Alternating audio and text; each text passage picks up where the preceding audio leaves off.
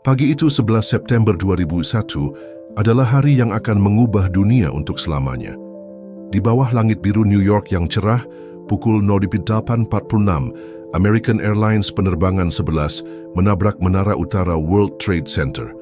17 menit kemudian, United Airlines penerbangan 175 menghantam menara selatan.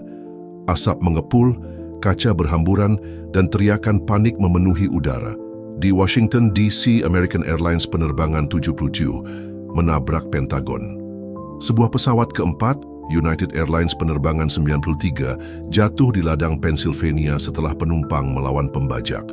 Dalam beberapa jam, kedua menara kembar World Trade Center runtuh, menewaskan hampir 3.000 orang dan melukai ribuan lainnya.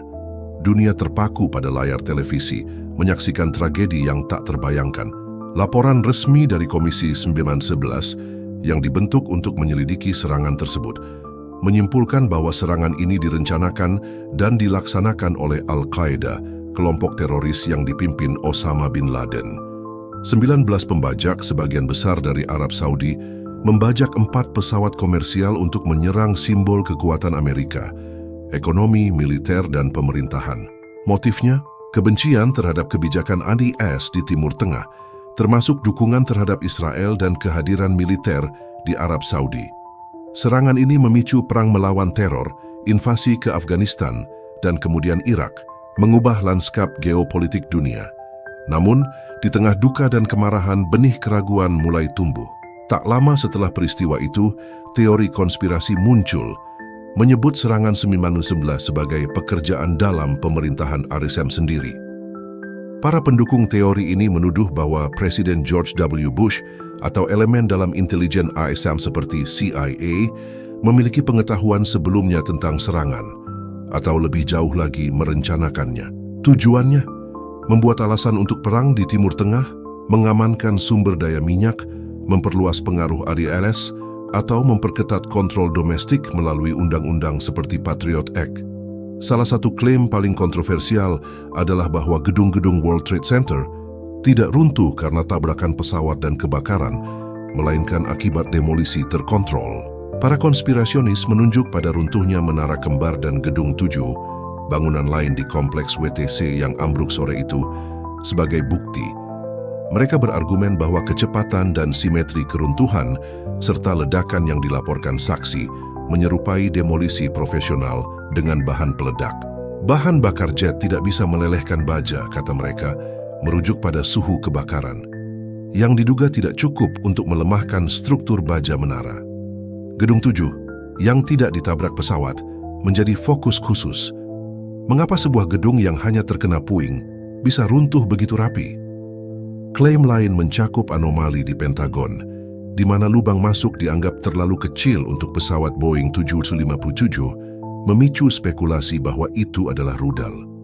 Ada pula tuduhan bahwa panggilan telepon dari penumpang penerbangan 973 dipalsukan, atau bahwa pesawat-pesawat itu tidak ada sama sekali, digantikan oleh drone atau teknologi canggih. Beberapa bahkan menuding bahwa elemen luar, seperti intelijen Israel, terlibat, sebuah narasi yang sering bercampur dengan sentimen antisemit dan dibantah keras oleh fakta. Teori-teori ini mendapat daya tarik melalui film seperti Loose Change 2005 yang ditonton jutaan orang dan gerakan seperti 9/11 Truth Movement. Namun para ilmuwan, insinyur, dan penyelidik telah membantah klaim ini secara sistematis.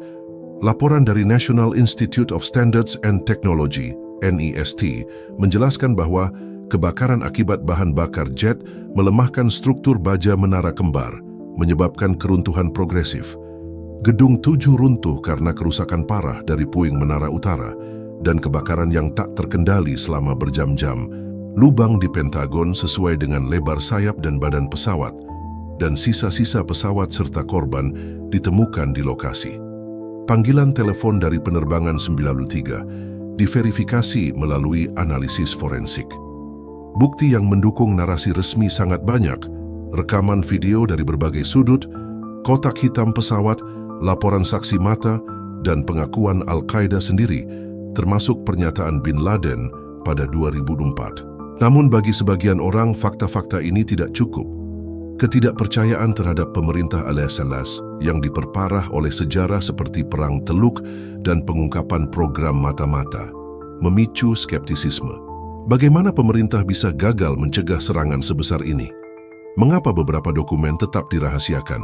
Dan mengapa Bush tampak begitu tenang saat pertama kali diberitahu di sebuah sekolah dasar? Serangan 1911 bukan sekadar tragedi, itu adalah titik balik sejarah. Dunia menyaksikan kelahiran era baru, pengawasan massal, perang berkepanjangan, dan polarisasi global. Teori konspirasi, meskipun banyak dibantah, mencerminkan luka yang lebih dalam, kehilangan kepercayaan pada institusi, dan keinginan untuk memahami dunia yang tiba-tiba terasa begitu kacau. 24 tahun kemudian, ketika kita menatap puing-puing sejarah di Ground Zero, pertanyaan itu tetap bergema. Apakah kita tahu seluruh ceritanya, atau apakah bayang-bayang kebenaran masih tersembunyi di balik asap dan debu?